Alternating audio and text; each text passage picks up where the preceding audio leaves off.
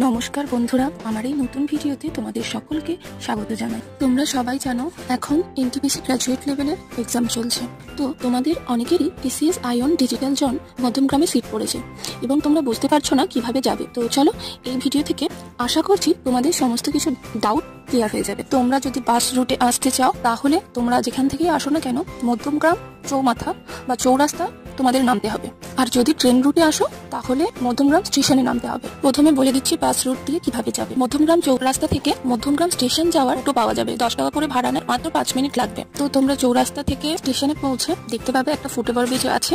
সেই foot over bridge cross করলেই মাত্র 1 থেকে 2 মিনিট হাঁটা পথে ডান দিকেই পড়বে টিসিএস আয়ন জোন মধ্যমগ্রামের সেই বিল্ডিংটা। আর যারা ট্রেনে আসছো তাদের ট্রেন থেকে নেমেই 1 থেকে 2 মিনিট হাঁটা পথে তোমরা বিল্ডিংটা দেখতে পেয়ে যাবে। আচ্ছা, ফুটওভার ব্রিজ ক্রস করে হাঁটতে হাঁটতে তোমরা ব্রিজের নিচে মা তারার দর্শনও পেয়ে যাবে। এছাড়াও আর যদি কোনো ডাউট থাকে তোমরা কমেন্ট সেকশনে জানাতে পারো। Bye bye.